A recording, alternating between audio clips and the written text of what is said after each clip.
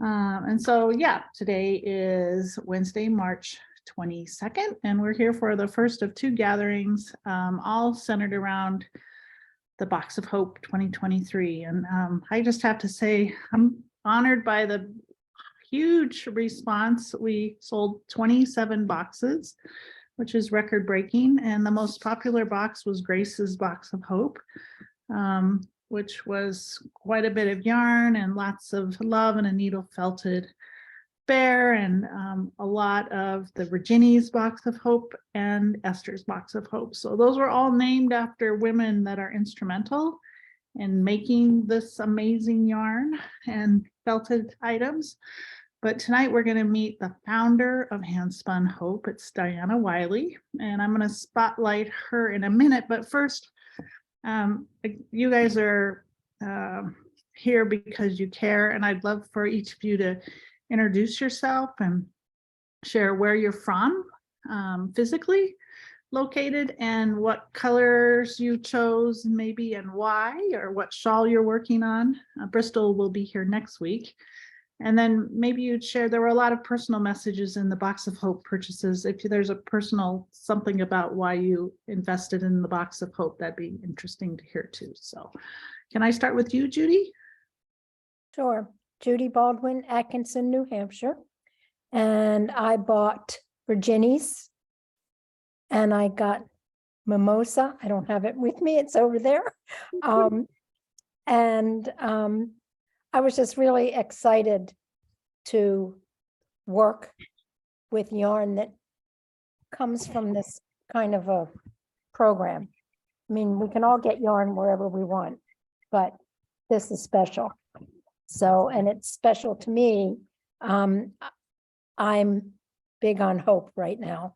I was diagnosed with cancer in September. It's a rare cancer that they couldn't take out. So I'm going through chemo. So I may be getting out of this sooner because chemo is tomorrow. And I have to be in bed by 9 or I won't be able to get up to go. But anything that is about hope is good for me right now. So. Well, Judy, thank you for joining us and for sharing a piece of your heart with us. And all of our healing energy is headed your way. And thank you. That means a lot. I think that's what's keeping me going and what has kept me from having side effects from the chemo, because I haven't had any. So good for you. So that gives me hope. yes, kick it in the booty. Yep. All right. Well, thank you for joining us, and I'm going to take you off the hot seat, Judy. Good. I'm going to go just a couple blocks from the yarn store and say hi to Gloria. Hi, Gloria. Hi. Yeah, I'm only a couple blocks from the yarn shop, and I got Virginia's box, and I think it's the denim colorway. The blue anyway, because I just love blue and denim. And I'm working on the Albade shawl or wrap. I'm not sure how to pronounce it, but it just looks like a lot of fun with slip drop stitches. I haven't done that before. So, and I'm really thrilled to be a part of this because I like being able to help other people. I've been very fortunate in my life and I need to spread that around. So that's why I'm doing this. Well, Gloria is a very supportive member of our yarn store community. She shows up at everything for us. So I'm glad you're here tonight, Gloria. Is Gracie there too? Glad to be here. Yeah, she's over here on the floor chewing on something. Well, glad you're here. Off the hot seat you go. How about we go over to Janice? Hi, I'm Janice Gaska. I'm from Wilmington, Delaware. And I got Grace's Box of Hope with the blue yarn. And I had originally heard about your yarn store through Marie Green's Knit Camp. I'm a member of the Knit Camp, so especially during COVID, I got to know a lot of the yarn stores virtually, and I've continued that relationship across the country with quite a few. I know with my box, I got the bag, the bag that came with the print, which is really beautiful. And I had been to a women's event, like a Pennsylvania Women's Conference, and there was someone that came over that sold like bags and tote bags that were made with some of these traditional materials. And I bought a bag and I was carrying it to work. And someone that works in our cafeteria, she just started crying because she recognized the print and she recognized where it had come from. And she was just really, really emotional. So, but I'm looking forward to knitting. I haven't decided exactly what I'm going to knit with the yarn, but I'm sending lots of positive energy and prayers to Judy. Thank So, you. Yes, but I'm looking forward to this. Great. Thank you. And did you have any trouble? Are you going to make a knit wrap with one of Bristol's designs, or? I'm definitely going to do a knit, but I haven't decided which one I'm going to do yet. Okay, you got the coupon code information in your. Oh, no, yes, no problem at all. No, Okay. no problem at all. No. Great. Yep. Great. All right. Glad you're here, Janice. No, thank you. And I'm now looking over at Maria, who I've connected with on the phone a couple of times. Welcome to the evening. Maria, we were just going around the room. You're now on the hot seat, just introducing ourselves. Maybe you could share where you're physically located. We have people from everywhere. And also you're doing a crochet pattern. You could talk about that and what color box you got, and if you have anything that maybe connected you to this project, inspired you to join us. Hi, so I'm coming to you right now from North Carolina, Cary, North Carolina, but I literally just moved from Boston a couple weeks ago. Wow. And so I'm happy to be doing this because it keeps me from unpacking. The box and the yarn were just beautiful. And I can't remember the name of the crochet pattern I picked, but it's also just absolutely stunning. And I can't wait. I'm in the middle of another project, so I haven't started this yet, but I will be soon. Great. Well, we're glad to have you join us, and we're happy to keep you from unpacking. You just keep Thank you.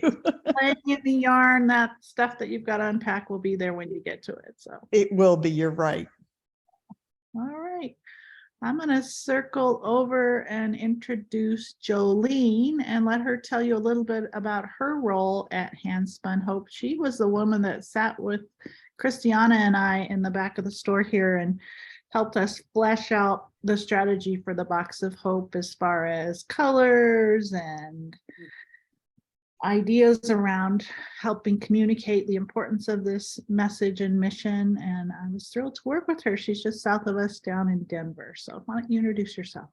Yes. Hello. Welcome, everybody. So yeah, I'm Jolene Stokesberry, and it's really been a joy to get to know Gail. I recently moved from a year ago from the Chicagoland area to the Colorado Denver area, Maria. So I understand the whole box thing, but it's box by box. But all that to say, yeah, this is such an honor to be a part of Longmont Yarn. They're just one of the best yarn shops in the United States. We work with a lot of great yarn shops, and it's an honor that Gail invited us in. This was really her initiative. She wanted to do something for the ladies in Rwanda, and I call it doing something locally, globally. You know, you can do something locally and make a huge impact globally. I mean huge. So yeah, I came on board with Handspun Hope about 2 or 3 years ago as an employee, but was volunteering a little bit before that because I stayed home with my children. But prior to that, Diana and I were in corporate together when I lived in Texas. So I've known Diana for over 26 years. And the reason I say 26 is because she had a baby shower for my son, who is now 26 years old. So anybody who has a baby shower for you is a very special person in your life. But I've known Diana for a very long time. She's a very true blue person who's always all in whatever she does. And so I feel very privileged to be a part of Handspun Hope, and then to be connected with Longmont and all the amazing fiber artists throughout the United States and the world.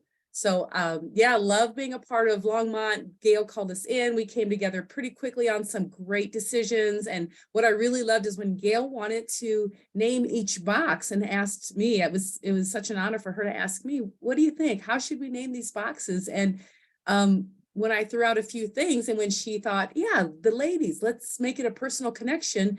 It was an easy decision. So I really appreciate Gail just, naming the boxes after some women who I had the opportunity to meet back in September of 2021 when I did accompany Diana to Rwanda. She's been there a gazillion times. I feel like every time I'm calling her, she's in Rwanda, but it was such an honor to go to Rwanda and meet these amazing, beautiful, lovely ladies. And I would love for y'all to meet them someday, but I just want you to know that when I was there and was talking to the ladies who can barely, we can't, there's a language barrier, obviously, but when I was sharing pictures with them of some of the local yarn shops that we were doing business with, because they see the names on the orders as they come through, like Longmont and such other stores, or who's ever buying our yarn, their faces light up. So they love hearing about women in the United States, like Maria and Gail and whomever, they love to hear the personal names of the people who are touching the yarn that they have just touched. This is such a personal thing, ladies. And I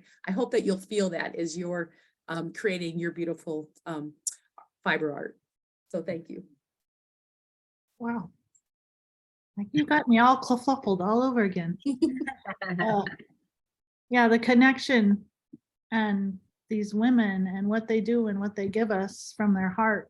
And now we're going to circle over to the founder of this amazing organization and introduce Diana Wiley, who I was so excited we got to meet in person March 10th when she came to Longmont Yarn Shop and spoke her story and shared and answered lots of questions and interacted with folks. And also you could just feel the passion and the commitment and the enthusiasm for, I would say, like a fire in her belly to make these, help these women be successful. And I love for her to share her story with us now. Well, hey guys, it's good to see everybody. It's very nice to meet you. It is great, and it was great meeting you too, Gail. It's loved being in Colorado with Jolene and coming up to Longmont. It was just really special. It's a really special, neat niche, and I love talking to your group as well. That was really great. So, and I'm so excited to be here to be able to share again. It's it's always any opportunity that we have to share the story of the women is an opportunity that we like to take. So that's our main job, is communicating, about the women that make the yarn and just how talented they are and how much they've learned and how far they've come. So it's really remarkable. We started out in 2007. We're in our 16th year in Rwanda, and we started out in 2007 and started kind of getting everything. But we actually hired the first 10 ladies at the beginning of 2008. So we had 10 ladies that we started with. And for those 10, we built safe housing for, and, I knew that I wanted our organization to build housing, but it's like, really, if you are in a less than developed country and you give someone a safe house, it's great. But more importantly is, how are they going to provide for themselves? How are they going to take care of their families? How are they going to have health insurance? How are they going to pay for their children's education? Safe housing is definitely important, but, I was worried about them eating. I was worried about them. I remember the first time, and, I have a special heart for people with HIV. And so I remember interviewing one of the first women on that very first trip, and she was sitting in this decrepit little shack, and there was, could see air holes all in the one room house that she lived in. And, I had a translator, and she was telling me, these are women that had agreed to let me interview them. And so she told me that she was HIV positive, but yet she was sitting with her less than 1-year-old baby on her lap, nursing her baby. And that was especially disturbing for me, because I'm like, you know what? if you are, if your baby's hungry, even if you're HIV positive, if your baby's hungry, you're going to feed your baby when you can, you know, and if your baby's crying, you're going to feed your baby. And it's like, it's not, it really struck me as a moment like, oh my gosh, you know, it's the chances of that child becoming HIV positive were also very, very strong, you know, even more so than sexual intercourse, because you're nursing several times a day. I mean, think about it. So, you know, so I've really had like just a heart for the plight of the women and those actually living with HIV, which now we started out with 10 women and now we employ 209 women full time, which I say that when sometimes I say that out loud and I go, wow, that's, it's 199 more than we started with. So it's a lot. But about 80% of the women that we employ now are also HIV positive. The Rwandan government provides the antiretroviral medication that people take if they're HIV positive. They provide that medication, that treatment for free, which is wonderful. But the only drawback is in order to take the treatments, you have to eat regular healthy meals. If you don't, then it just, the medication will actually accelerate the HIV and AIDS. So it's really important. So people that are HIV positive, that don't have a job, that don't have a regular income, don't eat regular meals, and therefore they don't take the medication. So we really say that our work is truly not only life-giving, but life-saving. So we provide an above fair wage salary for all of our women.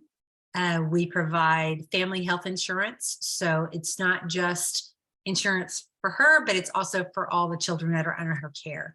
And when I say under her care, many of our women are caring for children of a deceased family member, whether that's a grandmother or a sister or a big sister, an orphan. But we have many women that are caring for multiple children. So so besides family health care, we also assist with the education expenses for school-age children. So Rwanda has public education, but it's not free.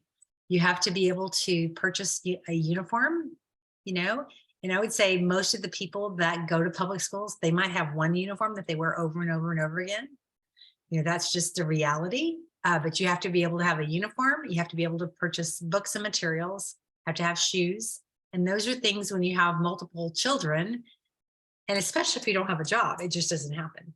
So even in our village where our center is located, there are children, you know, outside playing every day because they can't go to school. And they want to go to school, but they can't. So we provide assistance for educational expenses as well. You know, a few years ago, up until about, I guess, 4 years ago, we were just paying for the school fees and paying for the uniforms and paying for everything so that everybody would have everything they needed. But we realized that we were taking the responsibility of a mother to be responsible for educating her child. We were taking that away from the mom. So now we just say we contribute to that and we help with that. And so in doing that, we also, we have a counseling staff, and they monitor school attendance to see if kids are attending school, to see if they're, you know, if they're getting decent grades, if they're getting passing grades, if they're attending. So, you know, we try to monitor that as much as we can too. It's a pretty big operation, and we have only 2 counselors on staff right now. So along with the counselors, we have a whole counseling department. So we have our lead psychologist, Olive, is a Rwandan educated psychologist. She's Rwandan. And then we have a social worker, Mary Claire, who gives, you know, personal one-on-one counseling, individual counseling, and then we also have group counseling. And they'll do, you know, they have them in different groups, you know, like orphans or widows, or, you know, those living with HIV, or those genocide survivors. And so they get group counseling as well, so they can be around other people that have experienced similar things. So, and that's a program that we're really proud of. And that's what we're working really hard, Gail, since I saw you last. We have our counseling program is really important. I'm gonna kind of elaborate on that a little bit. But Gail, since we saw you last, we found out that we were a finalist for a large grant. There's three, I guess it was the 3 organizations selected out of 18. So, we're hoping that we can expand our counseling program if we get that grant. So, but we built a beautiful counseling center. Through COVID, we had something we had started and we were able to complete it in 2020, December 2020, is that right, Jolene? No, Yes. December 2021. 21. Okay. When we were able to complete it. So we were building and fundraising all through COVID. Just, we kind of halted fundraising for building the center because we had to make sure that all the women could stay employed, even though shipping was out and everything else. It was a challenging time for us. But anyway, so with the counseling center, something that we really want to do is not only be able to counsel the women that work for our organization, but substance abuse and alcoholism is prevalent in Rwanda.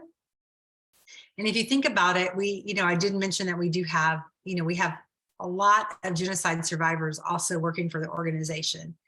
And, if you don't get counseling, and, there's a lot of people out there self-medicating with, PTSD, with trauma that hasn't ever been worked through.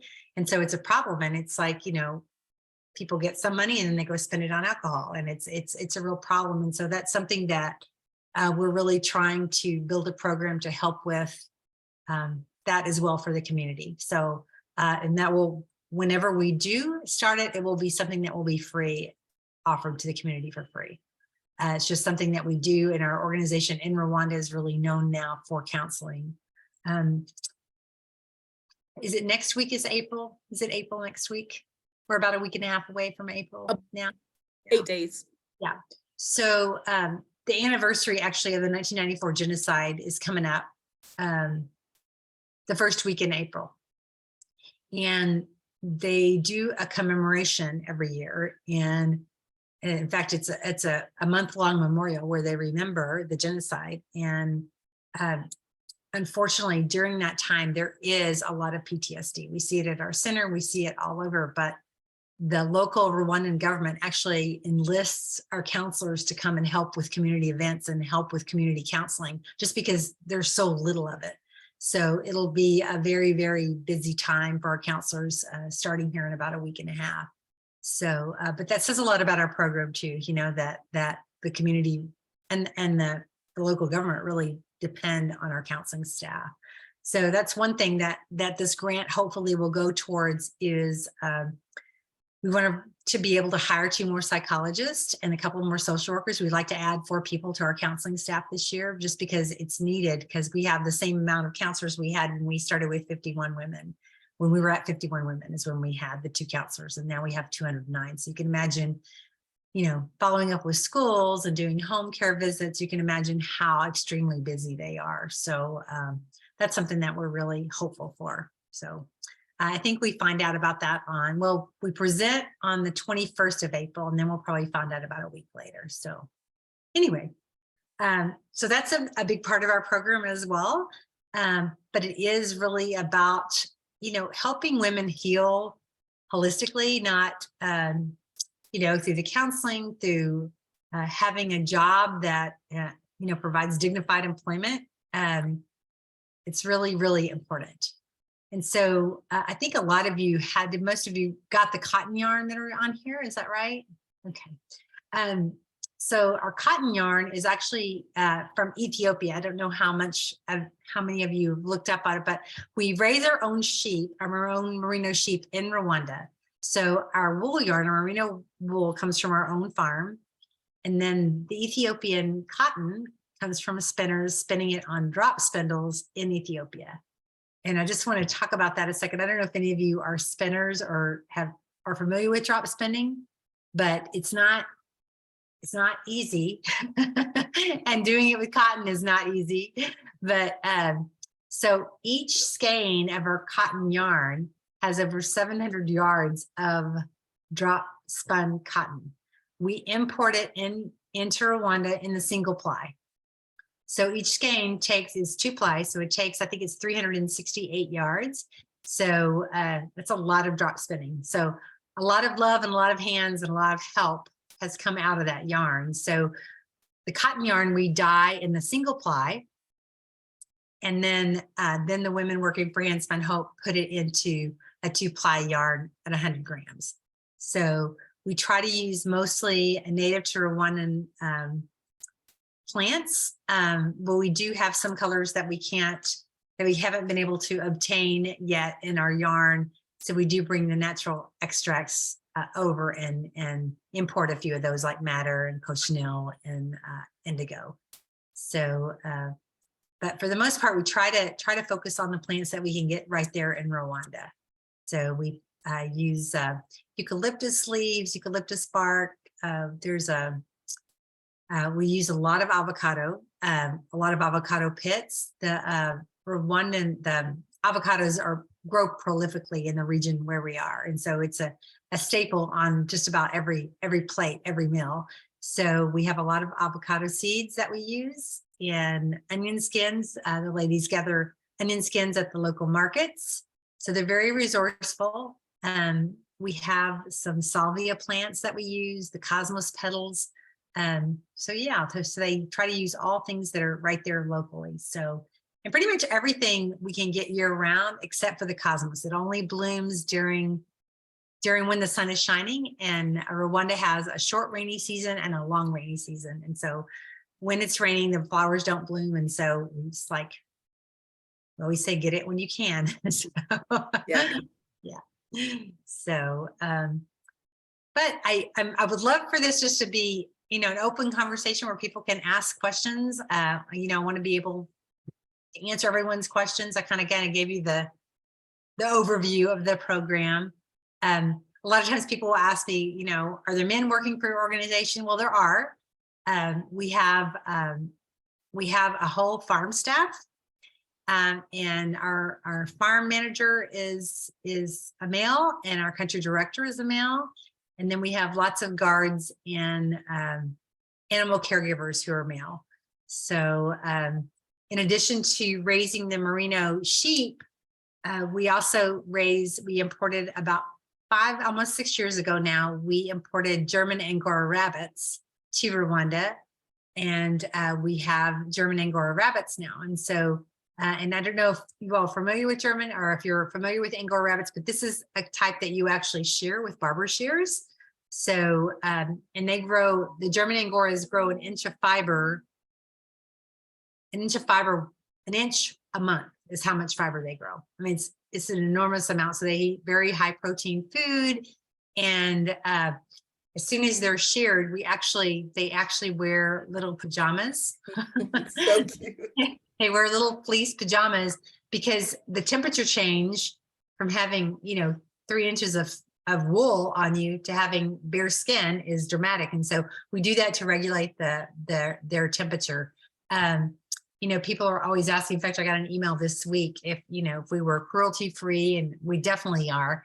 Our animals, and this is also the truth, that our animals are probably living better than the majority of the people in Rwanda are. They are fed, they have shelter, they come in out of the rain. Our rabbits have, extra tall cages so they can stand up and stretch because they're predatory animals. We have, there's lots of rain in Rwanda. And so, everything is a tin roof, and we have this special tile roof made to put on top of the tin to cut down on the noise when it rains in Rwanda to alarm the rabbits. So, so they are kept high and dry, and they have a whole garden where they grow their fresh kale, and they get fresh kale snacks in the morning and in the afternoon. And when they're getting sheared, they'll just roll over on their back, and they're just like, So cute. It's the cutest thing. yeah. So anyway, and the same for our sheep. We have a barn, and, always tell the guys, hey, you know what? The sheep can actually stay outside at night. It's not going to hurt them. It's fine. They put them all inside our barn every night. So they just feel like they're safer in there. So even though we have a 8-foot chain link fence around our whole property, they feel like they're safer and they don't like them to get rained on. So I guess they get muddy too. So I understand that. So, but we take very good care of our animals. So How many sheep are in the herd right now? You mentioned. well, we were at about 350, and which was way too many sheep for our land that we have for the farm.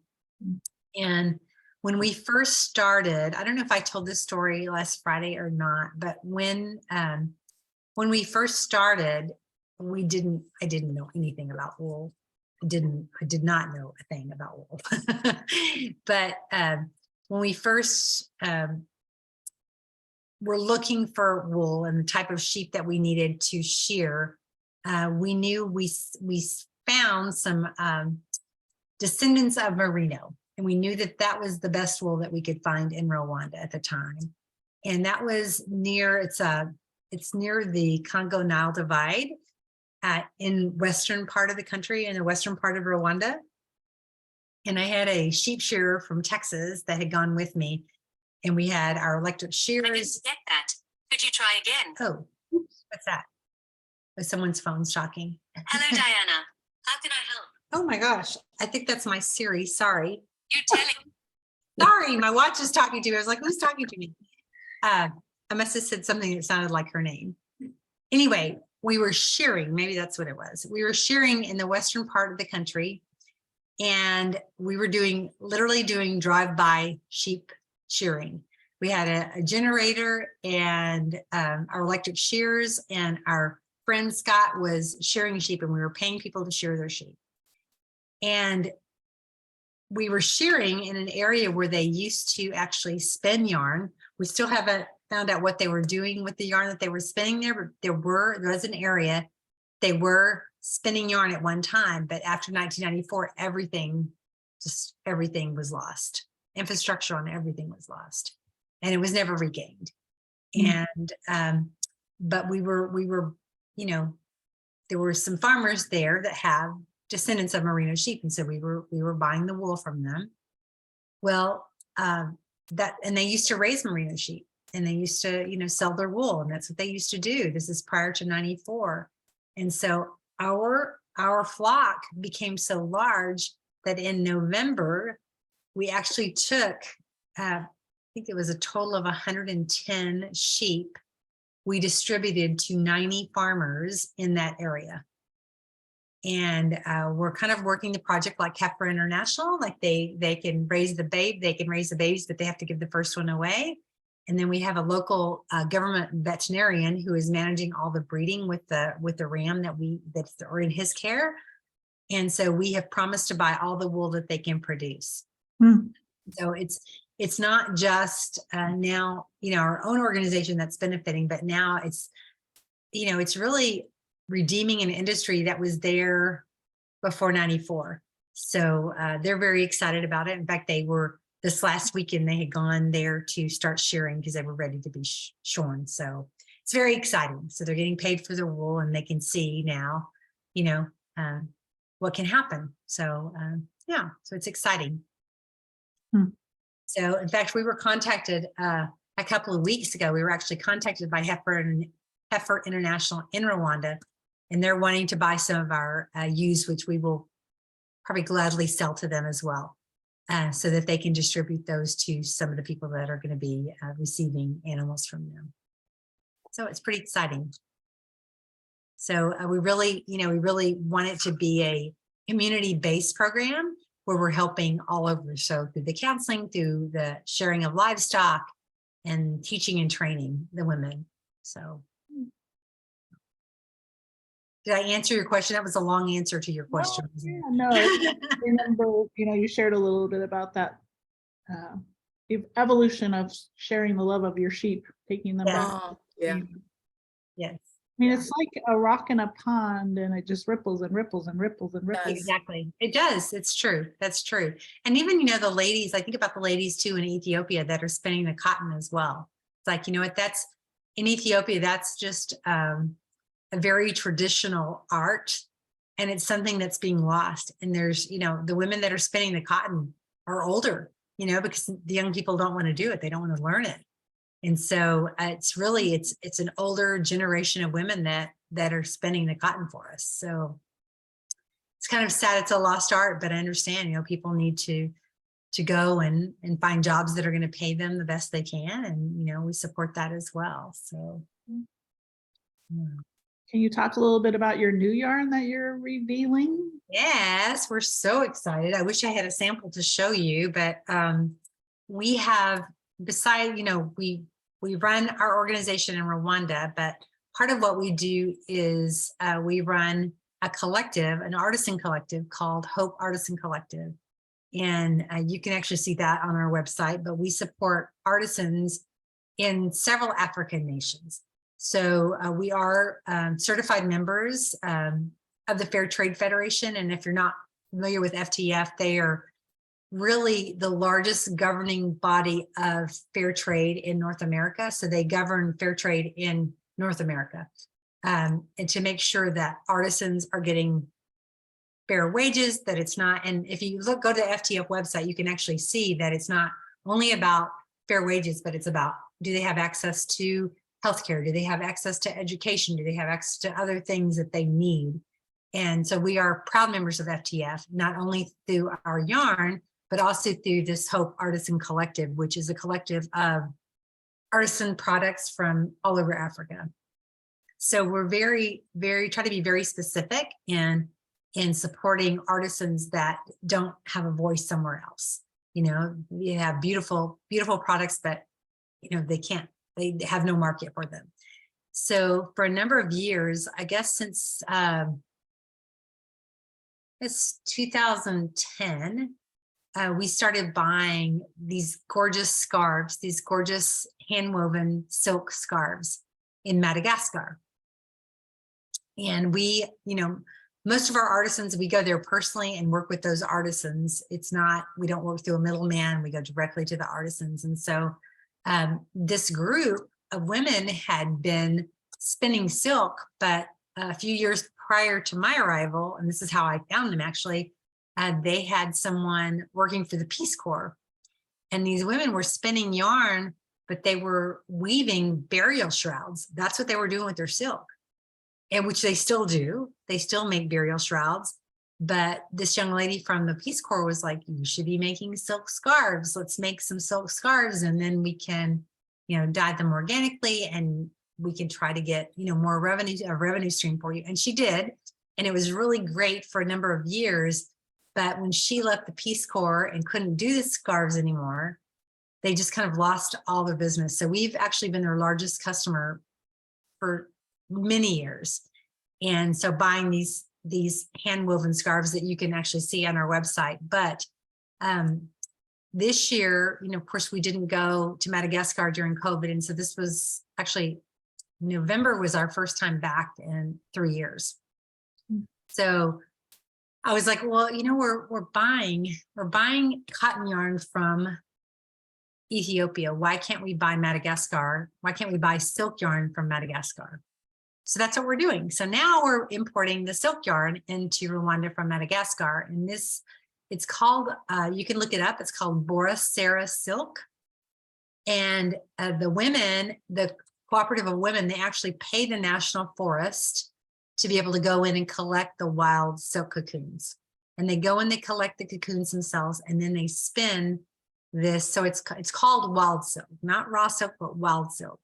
And it has a lot of mixed tones in it, but from like tans to browns to a lighter cream, but it's really, really beautiful.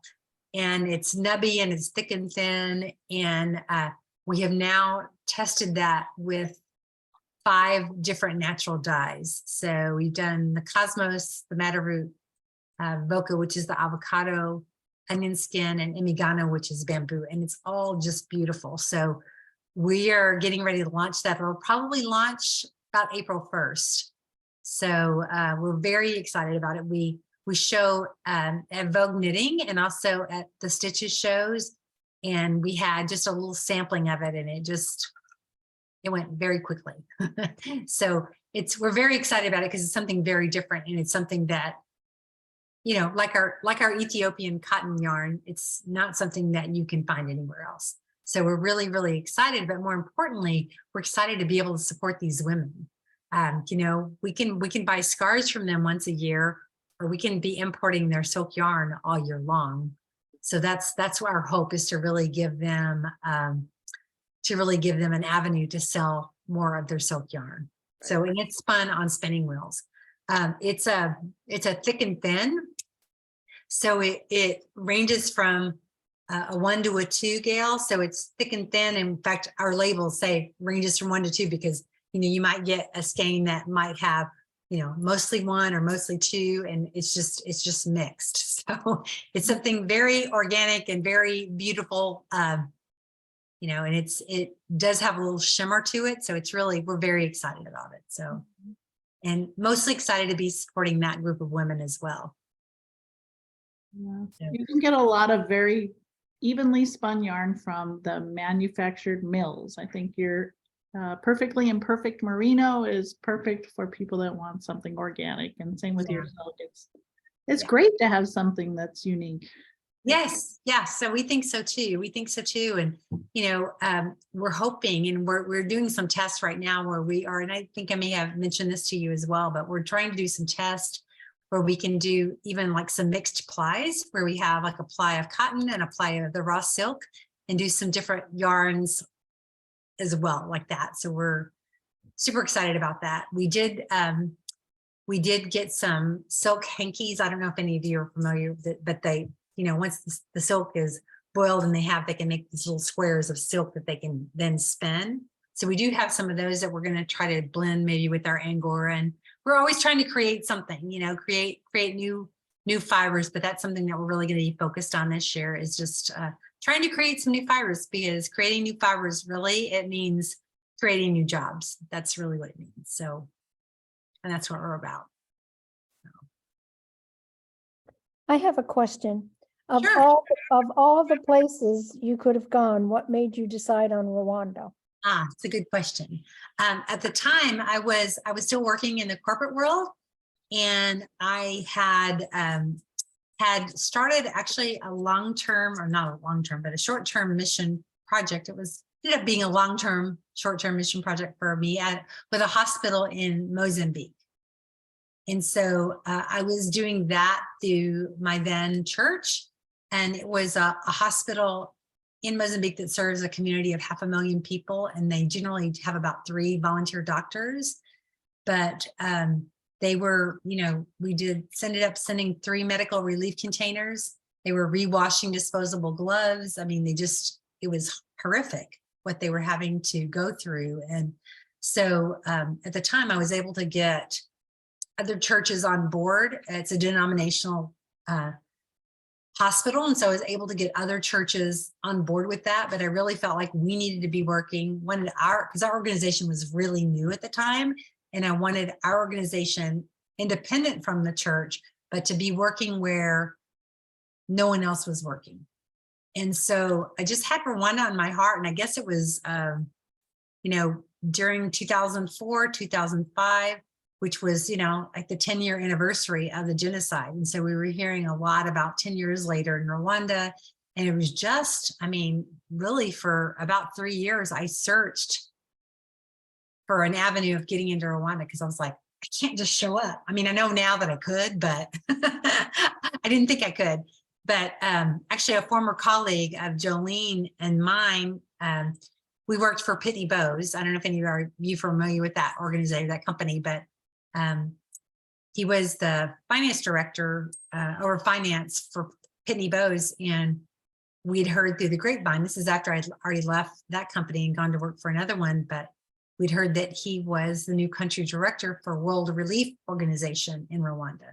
And I thought, that's it. That's my in. I didn't know him that well when I was at Pitney Bowes, but I knew that was my connection. And as soon as I found out, I was talking to his wife about 30 minutes later, and about 3 months later, they invited me to come to Rwanda, knowing that, you know, I was looking for something for our own organization to do. And so he arranged for people working for World Relief to take me around and show me everything that World Relief was doing in Rwanda, knowing that we were looking for something ourselves. And at that time, I didn't know it was going to be women. You know, I knew it was probably going to be women and children, but it was very clear that was what we were supposed to be doing. So, but that's it. And so, you know, and then once I saw the need, I mean, Judy, actually, I went on that trip. I had been to Mozambique. I'd taken a team to Mozambique and had just gotten back actually from, no, wait a minute, let me think about this. Yeah, I was taking a team to Mozambique the summer of 2007. I went to Rwanda before that trip. And then I was going to be going back to work. I was in a job where I worked seasonally with teachers. And I knew I was going to have to be going back into the corporate world once I got back from that trip to Mozambique. And I was like, it kind of turned my stomach after what I had seen in Rwanda. And like, I came home and 2 days later I resigned, and I've been doing this ever since. So definitely where I'm supposed to be. Obviously.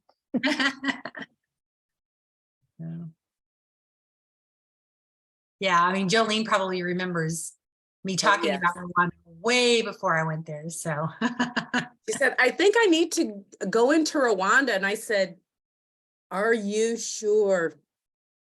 I said, you know, something pretty horrific happened there not that long ago. Are you sure? And then once the, like Donna said, once she had the connection, it was obvious. I always say to Diana and people who ask about Handspun Hope that she can't run through the doors fast enough as they are kicked open, because the opportunities and the fact that she's definitely is supposed to be there, just incredibly obvious. And it's not just Diana. I just want you to know, like, there's so many people that are put in her path and around Handspun Hope, and you know, everything from the yarn shops to she'll be in an airport somewhere in the middle of nowhere, and somebody will go, I've been meaning to get in touch with you. So it's really been fun and exciting to see how many organizations want to be a part of Handspun Hope, and vice versa, how we want to be a part of that. So the partnerships have been really fun. yeah.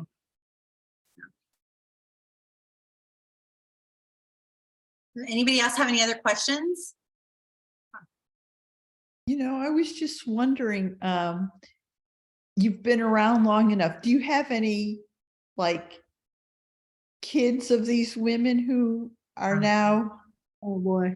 That's such a good question at this time. Great one. Was that planted, Gail? No. But wait till you hear.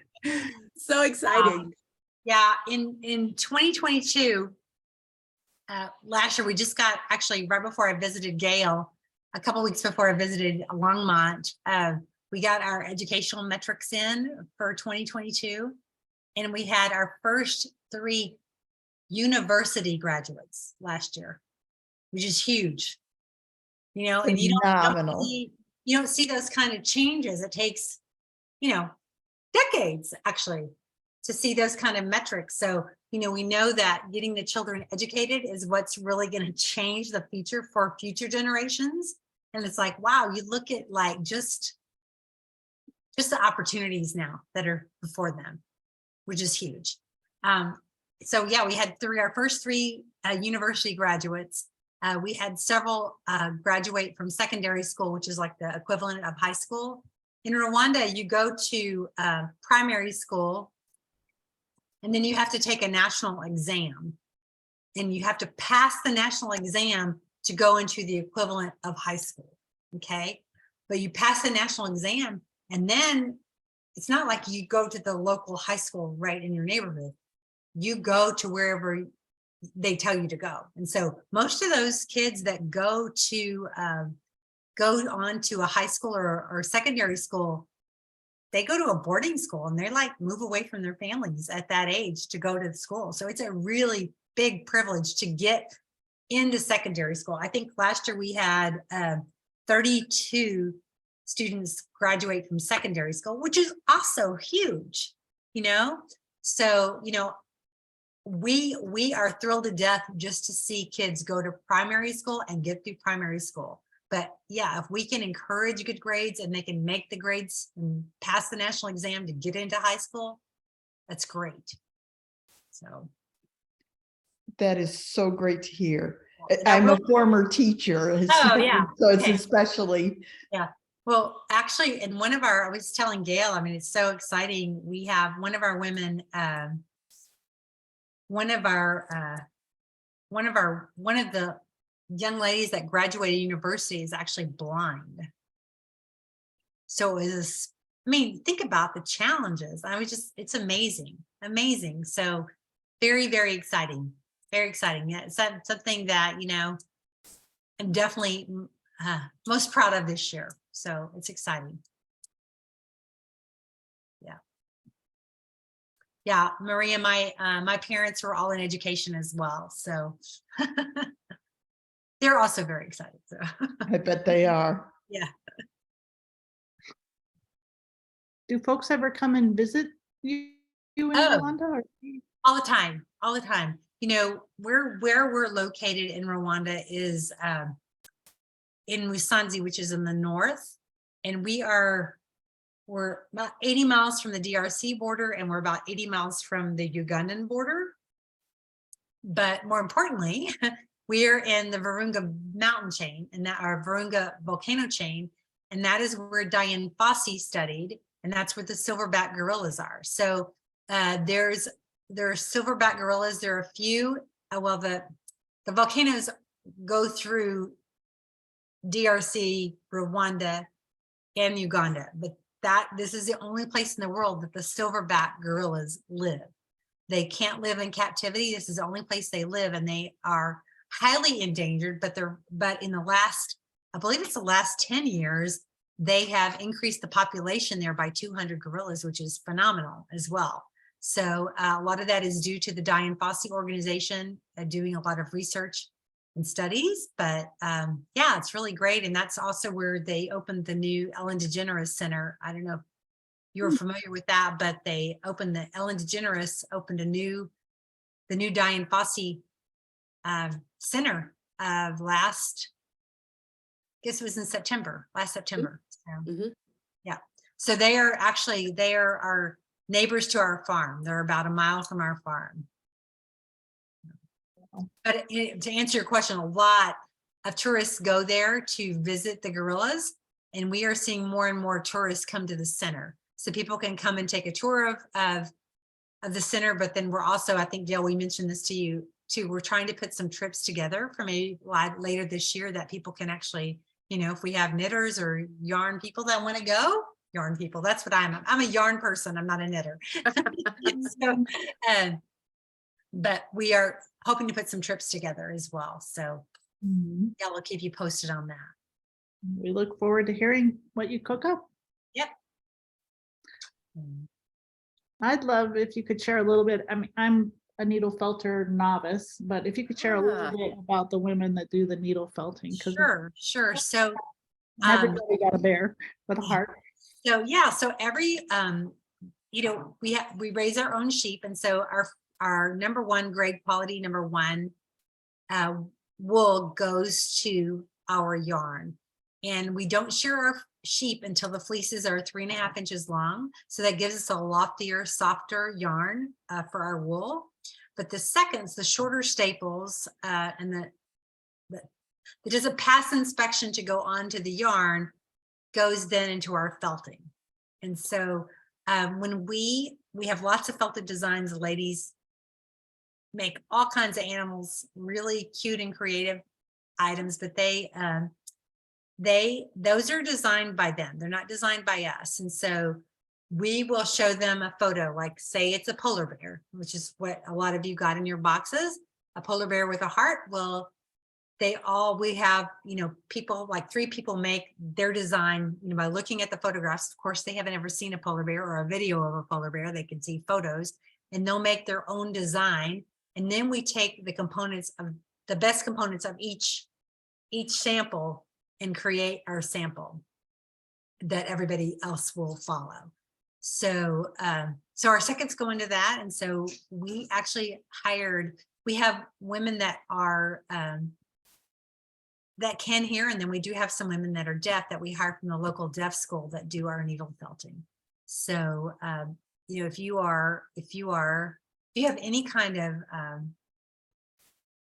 disability in Rwanda, the chances of you getting a full-time job are pretty slim, because there's a lot of people that want to work, and employers generally want to hire people that don't have a disability. I mean, that's just the truth.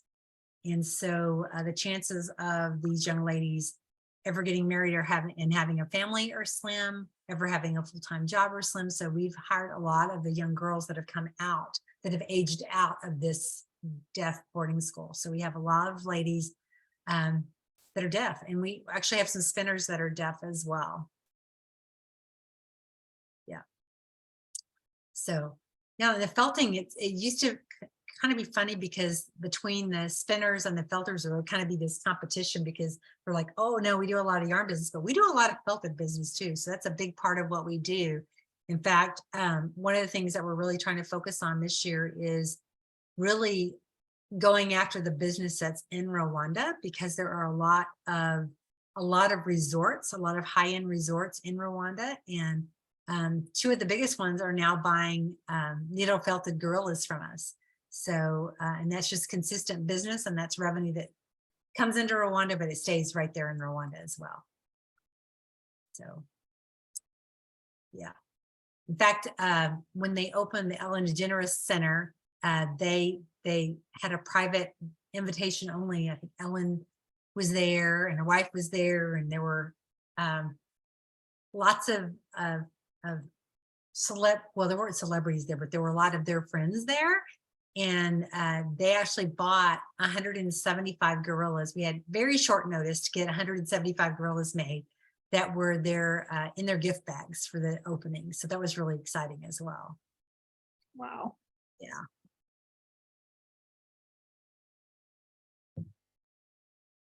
So so I know that 2 of you got the Virginia box. Did everybody get the Virginia box that's on here, or?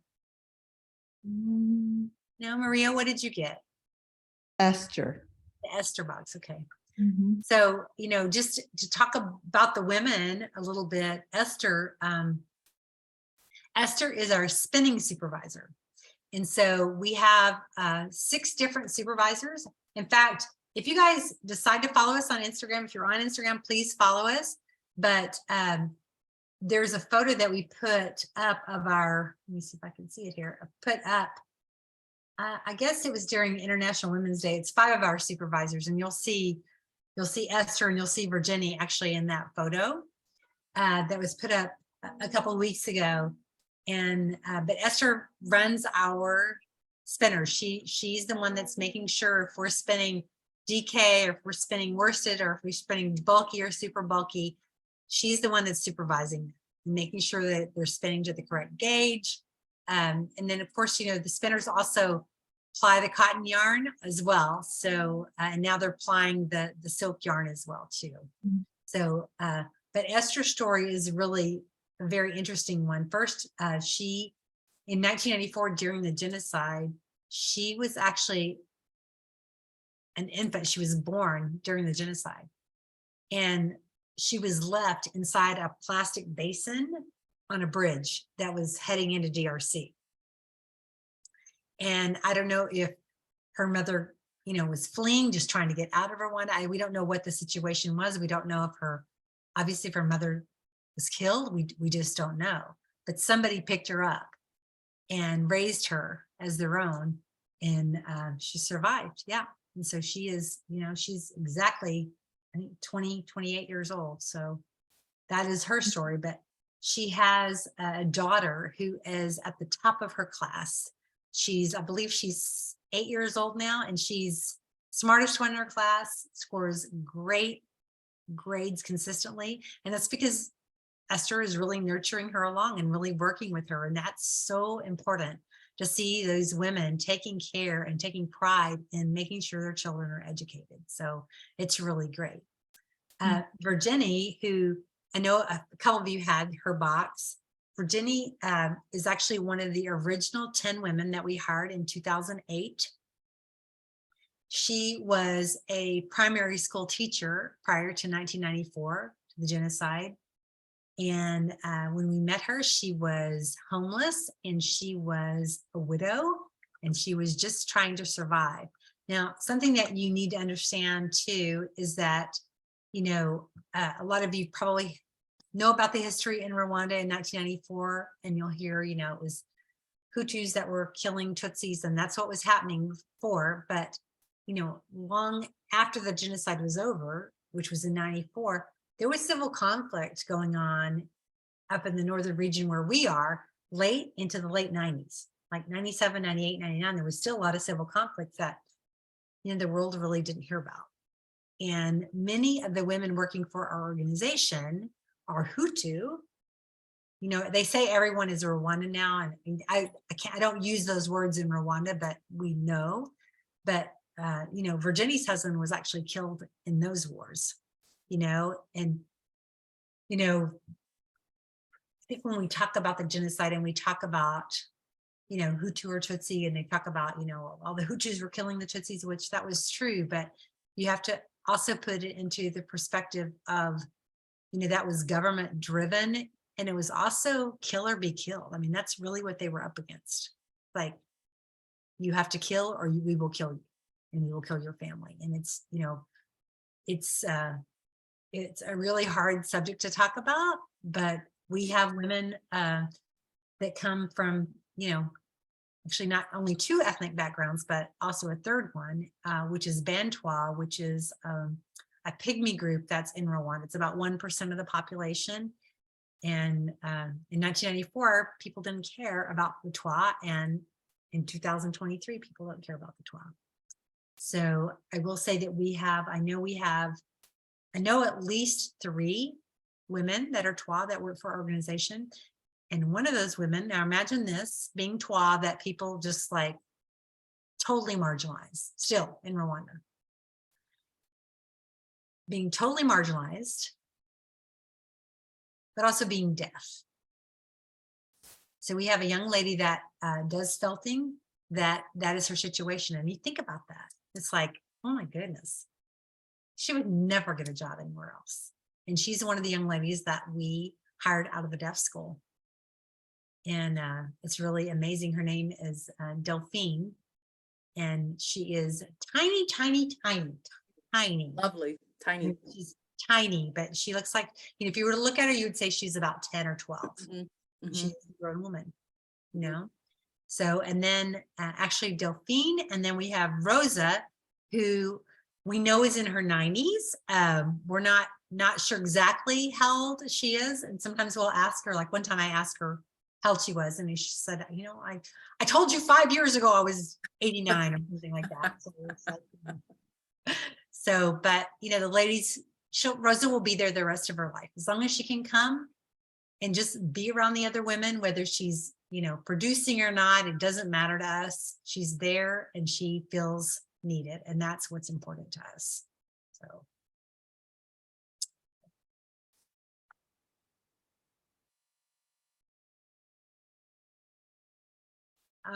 Anybody, Janice, you have anything you want to ask? Or So my box is Grace's box. Oh, good. okay, let me talk Yeah. about Grace. Yeah, so Grace actually does not work for our organization, but I mentioned the Hope Artisan Collective, which is the collective of artisanal products that we support in.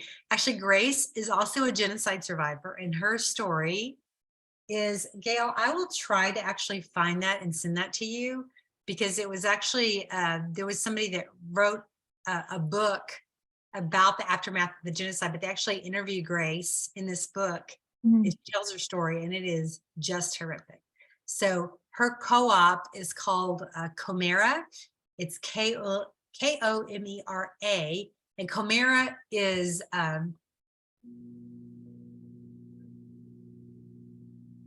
it's not hug, but it's a word that kind of means comfort. Hmm. You know, like if somebody's hurting a little, like Komera, you know, it's like it's a comfort word. Anyway, her organization is called Komera, and it is made up of genocide survivors. And so she runs a sewing cooperative. She's the head of that. And I've known Grace I met her the first time I went to Rwanda. So I've known her the whole time. Since 2007, I've known Grace. So again, we, you know, I don't know if we still are, because I know the Columbus Zoo also buys from her, but we used to be her largest customer. But we still support her. And if you've ever been to any of the Stitches events or the Vogue knitting events, I don't know if you've ever seen this, but you were talking about the fabric, Janice, earlier with the Yes, yes. Well, we actually sell skirts that are made out of that fabric. Oh, I And- did. Yeah, I did see that online. Yes, Yeah. this is like really beautiful what Yeah, came in the yeah, box. yeah. I mean, would that So, be the right. work or- So they actually sell the fabric in the local markets. But when you buy fabric there, it's not like it's fabric on a bolt or fabric on a roll. It is 6-yard sections. It's 6-yard sections, 2-meter sections of fabric. And they have them hanging on these like ladder type stands all in the market, just fabric everywhere. And you know, the quality of the fabric depends on the level they are on this ladder thing at everyone's booth. So the fabrics that are really high are the highest quality, you know, and they're more expensive, and it kind of goes like that. But we generally, we will go into the market and we will select the fabric. I'll go, and it's interesting because in Musanze, where we are, I told you we're about 80 miles from DRC, we're 80 miles from Uganda. Well, and you know, and I'll be real honest, that fabric is not made there. It's made in China. Quite honestly, it is made in China. That's where the fabric is made, okay? Because they can buy it from China for a lot cheaper than they can make it in any of these African countries. So it's not just Rwanda. Anywhere, it's made in China and they import it in, but it's made for those countries and it is regional, okay? So they make a certain type of fabric for Rwanda, they make a certain type of fabric for DRC, and they make a certain type of fabric for Uganda. It's all different. And Kenya is different. It's all different, but it's made for that region. But because of where we are, a lot of people in the markets in Rwanda will go across the borders and they'll buy fabric from Uganda and buy fabric from DRC and bring it back and sell it in the local market where we are. So we can get a wider range of fabric selections in Musanze than Grace can get in Kigali, which is where she's located about 2 hours away in the capital. So we'll buy the fabric, but we can get 2 skirts and we sell them from size small to XXX. But we can get 2 skirts out of every piece of fabric. So you'll see us put maybe a skirt online and there'll be 2 and then there'll be 1 and then that's it. They're gone. So, and you don't, it's very rare that you can buy that same fabric again. Sometimes we get lucky and we'll see a fabric that we love and we're like, oh, I love that. And we'll try to grab 2 or 3, but 3 is really the most I've ever been able to buy.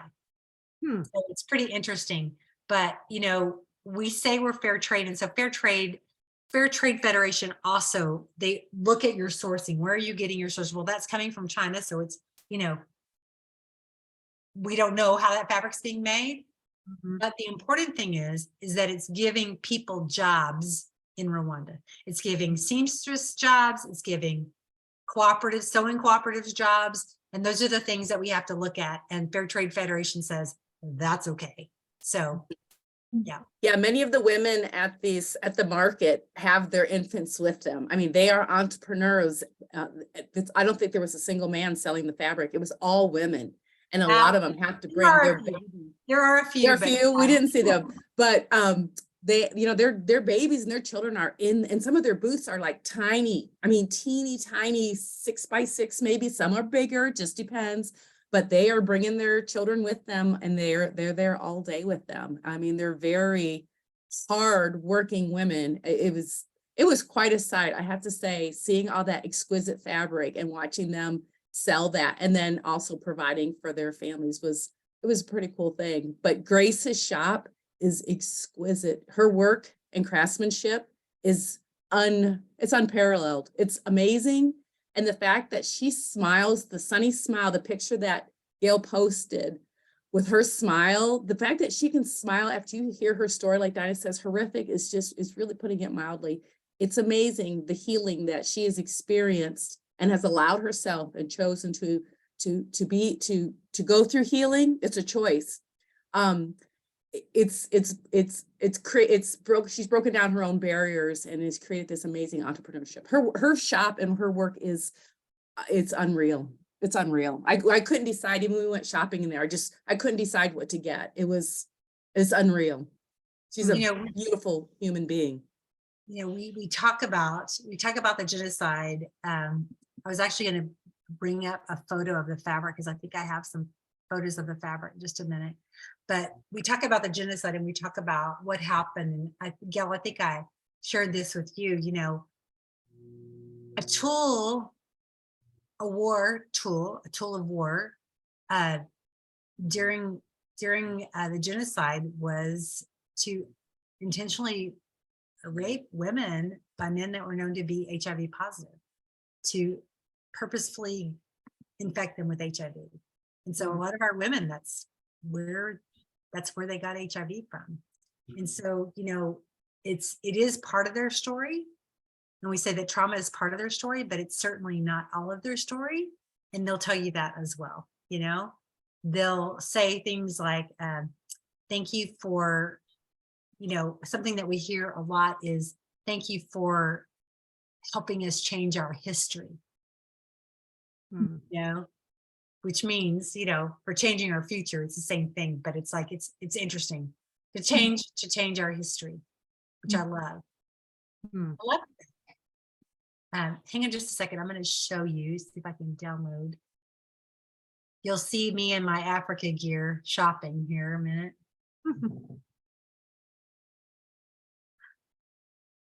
You should write a book.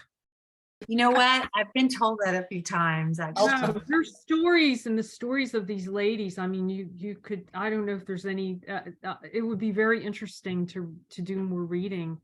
It's just fascinating. Yeah. Okay. Hey, Gail, do you want to give me, do I have sharing permissions? Yeah. So let me see if I can do it here. Okay. Okay. So there's that's kind of what it looks like there. So, and you'll see just these, big cement tables with this, she's basically these ladder things with this the fabric, and that's how you buy fabric there. So they're, about 2 yards in each one, not 2 yards, 6 yards in each one. So we can get 2 skirts out of each one. So that's pretty much my gear right there, backpack. Yeah. So, Gail, did you want me to share that video? Sure, it's interesting. It's funny, you guys will like this. When I went to Rwanda the first time, of course, I confess I'm not a knitter or a crocheter. I know a lot about yarn now, but I did not know a lot about wool at all. And this is something a video that I like to share. This was from my trip in 2007 when I first went to Rwanda, and I was going around with World Relief to see what they were doing. And they took me to a little church in Musanze, actually, which is the city where we're working. But they showed me a sheep sharing livestock program that was operating like Heifer International, where they were giving, World Relief had purchased these sheep for this church, and then they were giving them away. And, there were the people that got the sheep would share the offspring and so on. So this is before we knew what we were going to do for jobs, but I was looking and I knew enough to be dangerous. I didn't know it was called wool. Well, I did, but I didn't remember that it was called wool. But this video was from, and these sheep that you'll see in this video are the domestic sheep. And so they're not sheep that you can spin wool from. It's very coarse and it's more like hair, but you can kind of hear my discussion there. And sorry, the video quality is really poor. It's old video camera, but here we go. This is from 2007, first trip. Yeah, we do. They make Kathy, or they Diana, share I them, think we and need then to they share them, cut reshare all the another fur off, screen. and then they We're spin. still looking at the Oh, mark. sorry. Okay, it's a Zoom is tricky. Oh, no. One more time. I forgot that I was not in here. Okay, let me start over here. Okay, so these are the sheep. And this is old quality camcorder going here, like a giant thing on my shoulder, but crazy. But this is me looking at the sheep. Here we go. Yeah, we do. They make they shear them, you know, they shear them, cut all the fur off, and then they spin the wool into a thread, and then they make clothes and sweaters. I did say the word wool. I did say it. I see that. You know, I don't know. I don't think it's that sophisticated because I think it's been around for a very long time. Like they with looms and things. I can find out. I don't know anything about it, but you know, but they make wool sweaters. Now there's some machines to make this thread from the wool. It's not, and they're not electric. They're they call it a loom where they weave the threads. First they make I don't know the whole thing, but they shear the animal, and then they make thread, and then they run the thread back and forth. But they make sweaters, like wool sweaters. They call the skin they call it wool, and it's So there it is. It's always a little entertaining. So anyway, but that was my first trip. And so since then, I feel like I know a lot more about sheep now, Gail. I know a lot more about running a yarn store than I did 10, 12 Yeah, years ago. there too. you go. There you go. We learned the hard way. Yes. Yeah.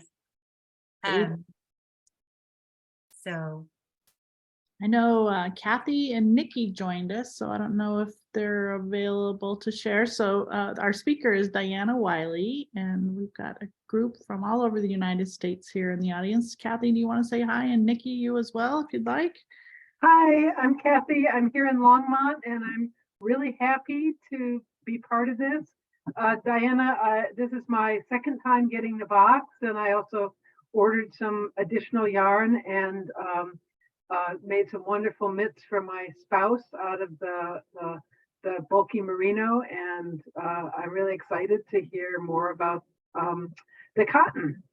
Good to be here. excellent. Well, thank you. Welcome. Hi, this is Nikki. You don't see my screen because I don't have my screen on because I'm sitting here in the dark and you wouldn't see anything anyway. This is my second box as well. I lived in Africa for half my life. I was in Kenya when the genocide happened. Okay. So the people pouring across the border, I heard their stories. I helped evacuate missionaries. It's an amazing, amazing country, Rwanda, and it's just thrilling to me to get yarn from there. Oh, good. You know, it's funny, Nikki, we are always people email me, or they'll message me on social media, or they'll email me from Kenya.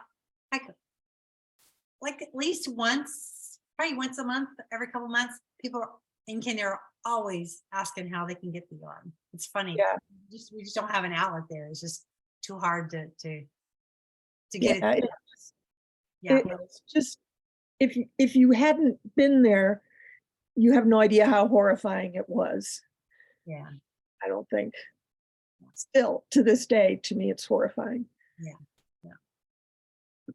It was, you know, it is hard. And even to be in Rwanda now, you can't imagine what a beautiful, wonderful country it is. Yes, I can. It's just, you know, it's like, you know, there's no trash. I mean, Rwanda, for as long as I've been going, since 2007, they don't allow plastic bags in the country. So that's since 2007. They're very progressive on environment. There's no trash. They have a community day called Umuganda that is the third Saturday of every month, that where the community goes out and cleans for half a day. They clean roads, they clean gardens, they just make sure that it's clean. And so it's really a beautiful, beautiful place. There's no trash. It's not like, and I'm very familiar with Nairobi and Kenya too as well, Nikki, but I mean, there's no trash. You just can't believe how gorgeous it is. Gorgeous and green and prolific and just beautiful. Interesting. This is a little bit off subject, but I wanted to share it because somebody shared it with me yesterday. And Gail, I can share it with you so that you can share it if people want to see it. But there's a company called, and you can look it up. You can probably just YouTube, Google Zipline Rwanda. But it is a company now that they are doing, you've heard, they've been, Amazon was talking about doing deliveries with drones. And Jolene, I haven't even shared this with you, but they were doing, they've been talking about that for years, but it's like people are afraid to get this loud thing with all these things delivering packages in their yards and stuff. Well, it's so amazing because Rwanda, listen to this. I saw this, this is brand new, but this company is delivering blood. So there's outer reaching hospitals and they can put in their order for the type of blood they need, this hospital, and they are sending them by drone and they're dropping these packages with little parachutes at these hospitals and they are getting blood in like 10 minutes, whatever they need. And they're doing hundreds of them a day. It's amazing. I just watched the video last night and I just cannot believe it. It's amazing. So, and it's really, I mean, I'll share it with you, share the link with you, but it's called Zipline. Just do Zipline Rwanda and you'll get it. It's truly amazing. So, yeah, but they're very, very progressive in how they think and the things that they do, Now, granted, the roads obviously going up north are really good because that's where the tourists go to see the gorillas, and the roads are paved and they're really nice. But when you get off the roads, the main roads, like where we are in our village, you don't get the paved roads, although we are getting one. We're getting a paved road for the first time, so we're very excited about that, but it's probably going to take about another year for it to be completed. But yeah, it's an amazing country. Very cool. It's an amazing continent. I mean, I've lived all over it. I love Africa. I love everything about it. Me too. I'm just glad to be a part of this. So thank you. Yeah, of course.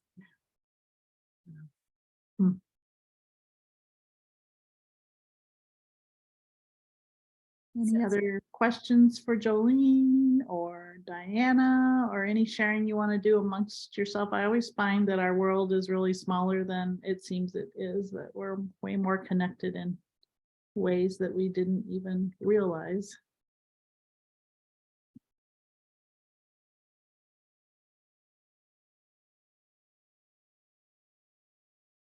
Okay. Well, maybe we've achieved our goal of getting to know one another and do some sharing and learning. And thank you, Gail. Thank you for the opportunity, and just thank you for your support, and all of you for your support for supporting Box of Hope and Handspun Hope. It's really, it's really valuable to us, just the time and just the platform to be able to talk about it. So thank you. Cool. Such an honor. Such an honor. Thank you, Gail, and everyone for letting us come in tonight and sharing the story and just hearing about our ladies, because they're like us. They're women who they're women who are just wanting to live a healthy life and be a part of their community and give back to their community. They are sharing in their communities. Anytime a woman is empowered or employed, she gives back to her local community. It stays local. So we love that our women are revered in our community and they give back to the community, our leaders in our community. So poverty, once that cycle can be broken, anything can happen. And it's just a real honor to be a part of that, and really honor for Gail to come alongside of us and all the rest of you. So thank you. And Gail, I'm actually going to Rwanda on Friday. Oh. So, yeah, it's kind of a surprise, but we're getting some things. So I'm gonna hopefully get some photography of some of the university students. We're really excited to share that news. So be sure and look on our social media because we'll be sharing that for sure. So Cool. Well, we wish you all kinds of success in your April 21st presentation for more thank resources. you, thank you. That's, it's it would be really huge for us. Really huge, something we've wanted for a long time. But it's like when you have limited resources and you're trying to keep everybody employed, it's hard to go out on a limb and expand the program. So we're really prayerful that that's going to happen. So Yeah, we hope so too. thank you. And I recorded this, so I know Judy slipped out in order to get to bed, so she'd be ready for her treatment tomorrow. Bless her heart. It's kind of her to share. And I'll send this email out with a recording probably tomorrow or the next day, so people can revisit this if they want. And next week on Wednesday, we're going to connect with Bristol Ivy, knitwear designer, who contributed the 3 patterns to the folks that got Esther's and Virginia's box. And for folks that got the Grace's box, she contributed 2 patterns to this project. Wow. So, anyway, we'll meet Bristol. And I wanted to tell you, Maria, and there's other folks that were our crochet community members, is that on Sunday when we had Tony Lipsy at our Fiberside chat, I said, I never want crocheters to be second at the table. And so can you help me? Would you or someone you would recommend be our crochet designer for the next Box of Hope number 4? And she said, I want to hear all about this. So I shared with her and she said, okay, send me more information and we'll figure out how to support a crochet themed. Awesome. Amazing. So with her presence or whoever she suggests, I'm glad that we can serve both handwork communities well. Thank you. You're welcome. Well, it's what we should do, want to do, will do. I do have a little question. Maybe someone asked this already. We all got or some of us in the box I got, the lovely little bear with the heart nose. And the felted bear, and I'm wondering if there's a story with that. Yeah, we were actually talking about that. Our ladies makes a lot of different felted animals. Yeah, there he is. His name is Isimbi, and the word Isimbi means snow. It's Isimbi is the word for snow in Kinyarwanda, so that's why his name is that. But all of our first quality wool goes into our yarn, and our second quality wool, nothing is wasted. Our second quality wool goes into our felting. And so we have a women that we're giving jobs to that all they do is needle felt. So yeah, so we do all types of animals. When we have a new animal, we'll have 3 different women make their version of the animal that they see in the photo. And then we'll take the best parts of all 3 of those and create what will be our animal going forward. So yeah, so that's Isimbi.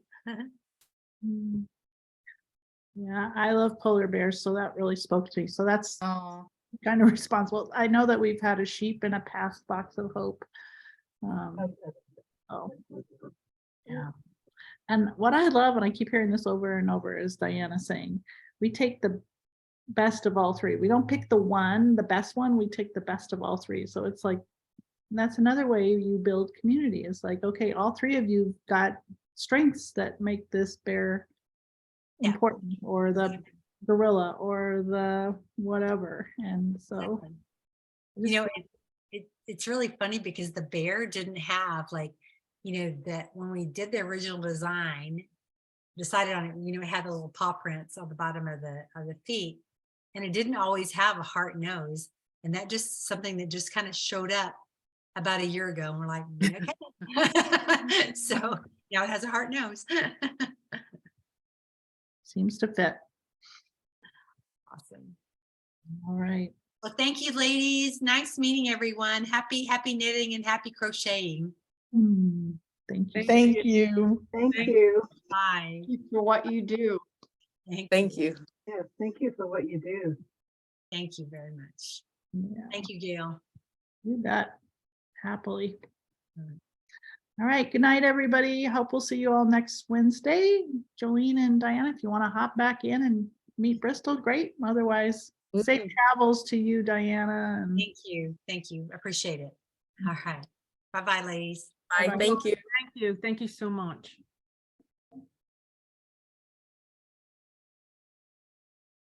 good night, Gloria. Good night.